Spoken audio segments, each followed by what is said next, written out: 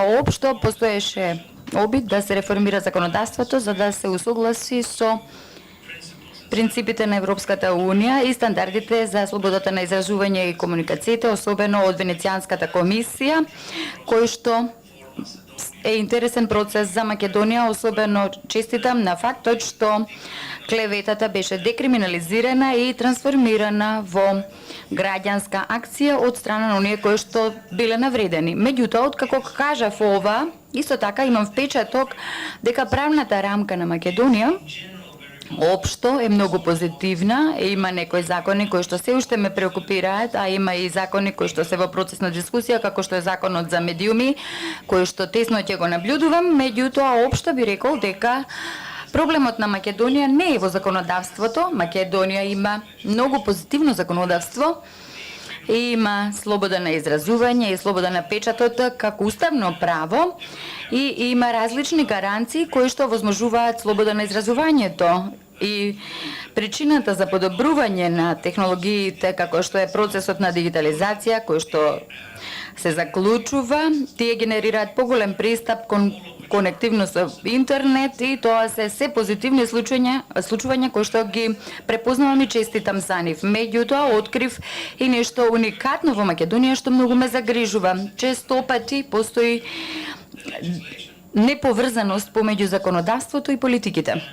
И се остава впечаток дека она што се случува во смисла на реалноста на случувањата е во противречност со законодавството.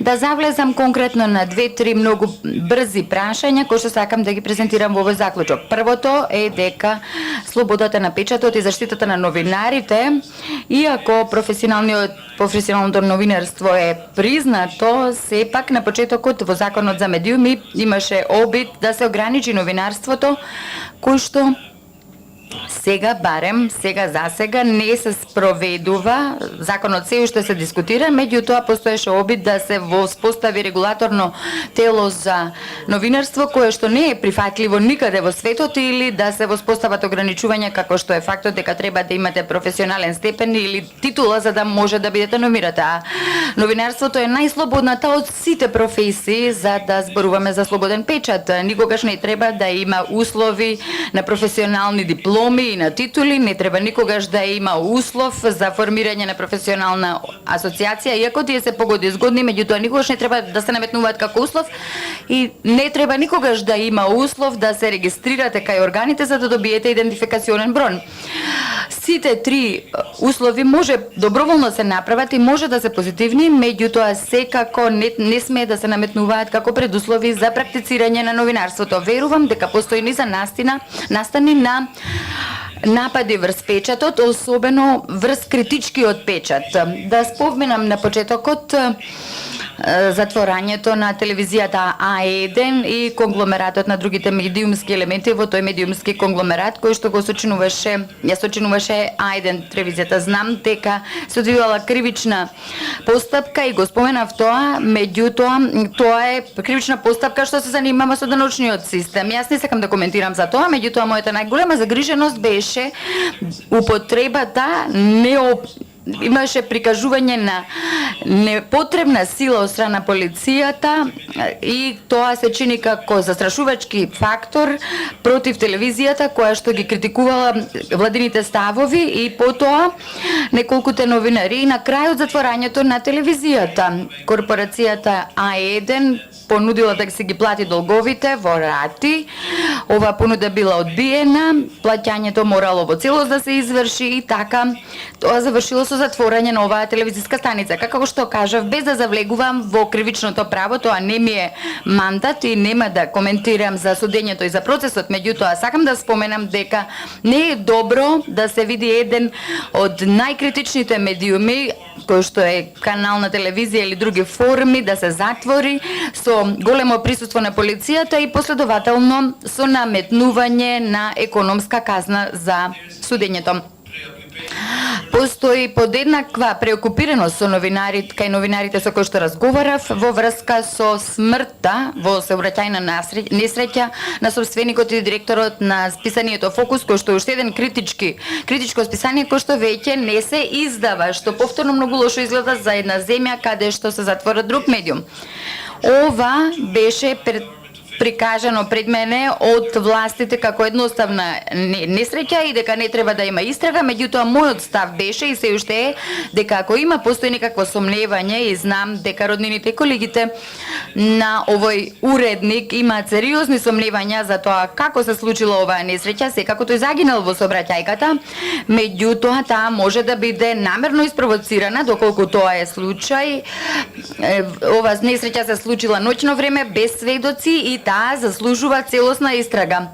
Државниот обвинител ми кажа дека воопшто немало истрага затоа што на почетокот добил докази дека тоа е едноставна несреќа и дека овој човек починал во несреќата. Секако дека починал, меѓутоа важно е да се документира кои биле причините за тоа и како се случила таа несреќа.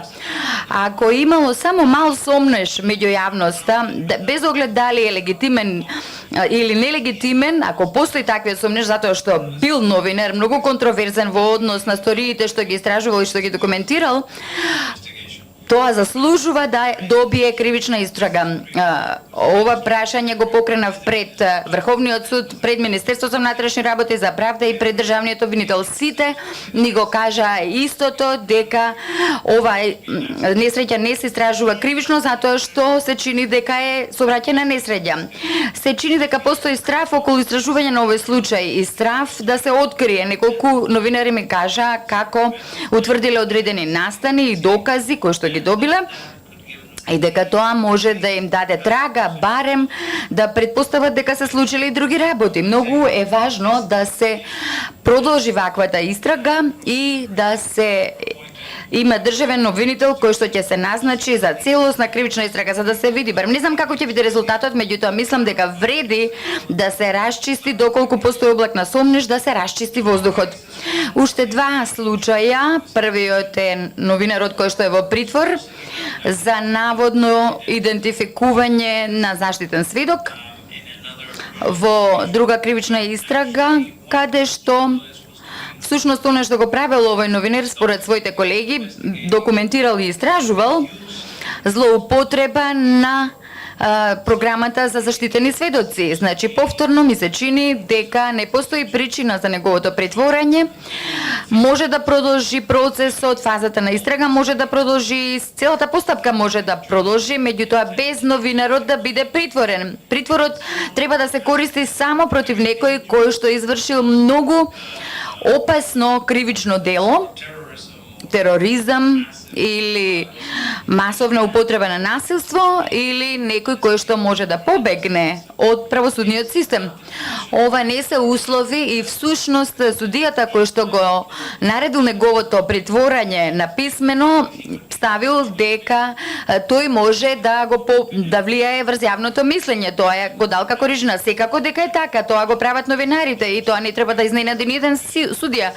Побарав дозвола да го посетам, што ми се чини природно за еден известувач за слобода на печатот и на изразувањето да го посетам во затвор, меѓутоа ми беше одбиено барањето од страна на судот, кривичниот суд, што повторно мислам дека е погрешно толкување на законот, затоа што генерира чувство на неказнивост на државните постапки и чувство на тоа дека државата не е транспарентна и дека се обидува да одржи одреден степен на тајност и заговор. И конечно, четвртиот случај е новинарот кој што се гони за граѓанска одговорност, затоа што објавил изјави кои што ги дал поранешниот амбасадор на Македонија во Чешката Република, кој што ги вклучува тајните служби на Македонија без оглед на случајот. Повторно не ме интересира кривичниот случај, не коментирам за него, меѓутоа сакам да дадам коментар за фактот дека ова не е причина да имате случај за клевета против новинар, особено ако се работи за државни органи општо. Низ целиот свет тие не треба да имаат шанса да користат клеветата без оглед дали е кривична или граѓанска. Треба да се спроведе отворена истрага и да им се овозможи на новинарите да го практицираат новинарството. Всушност, новинарот е замолкнат, а исто така списанието фокус е замолкнато. Значи, во заклучок би рекол дека елементите на вознемирување и на напад постои чувство во Македонија дека, и тоа е моје мислење, дека постои атмосфера на заплашување против каква била форма на критички печат кој што има конкретни прашања на истражување или критика против актуелните функционери во власта. Само неколку брзи коментари за други работи. Првиот е дека во заштитата на малцинствата и во другите ранливи групи повторно говорот на омраза и дискриминација го препозна фактот дека постои разновидност и малцинствата имаат пристап до форми на комуникација, што мислам дека е важно и честитам на државата Македонија, меѓутоа исто така видов дека постои тренд на хомофобичен вид на говор. Двајца министри од кабинетот дале изјави кои што имаат хомофобичност, преиспитувајќи ги луѓето со поинаква сексуална ориентација. Ова е неприфатливо во кој било дел од светот. Ниедно лице не смее да се дискриминира на основа на раса, вера, етничка припадност, култура, јазик, инвалидност или сексуална ориентација или род. Мислам дека е важно сите држави да ги укинат сите форми на дискриминација, вклучувајќи ја и оваа форма на дискриминација. Ни беа приложени докази од различни организации на хомосексуални групи дека биле вознемирувани физички на демонстрациите за толеранција, дека седиштето во Трската чаршија било нападнато без заштита од полицијата и органите. Мислам дека е ова важно да се запре овој тренд во моментов пред да прерасне во голем говор на дискриминација и пред сето тоа да стане политичка ориентација за да се изгради доследност во врска со хомофобичните прашања. И конечно, прашањата на хомофобија имаат тенденција да влијаат и врз родовите прашања, затоа што ја зајакнуваат идејата за општество доминирано од мажи, кој што ги замолкнува луѓето со поинаква сексуална ориентација или ги замолкнува жените и генерира поинаков поглед. Ова се моите почетни наоди. Мислам дека е важно законот за медиуми кој што се уште е на дискусија во Министерството за комуникација. Имавме долг разговор и се наоѓа на веб-сајтот и тој покажа дека се отворени за повеќе коментари и јас предложив дека треба да се остави отворен овој закон на веб-сајтот за коментари, меѓутоа треба да има и процес на консултации пред да се испрати во парламентот, затоа што овој закон за медиуми е од пресудна важност за заштитата на новинарите во иднина и новинарството треба да може да се практицира без чувство на заплашување и со апсолутна независност. Значи, уште неколку работи овде беше и преокупација, бевме загрижени околу минувањето на рамнотежата во Советот за радиодифузија. Може да го дискутираме тоа во нашите прашања и одговори, меѓутоа општо би рекол дека сега е време да се седне и да се поразговараат овие прашања од законодавството кои што се уште се во дискусија и чекаат на донесување. Во заклучок, мојата генерална перспектива е дека Македонија, општо земено, има прогресивно законодавство, меѓутоа не нужно и прогресивна практика на политиките во реалноста, каде што јас повеќе гледам став на заплашување спрема новинарите кои што се критични или кои што се занимаваат со истражувачко новинарство или без оглед дали се работи за хомофобични говори. Значи се уште треба да се увидат и слободите на изразување во другите сектори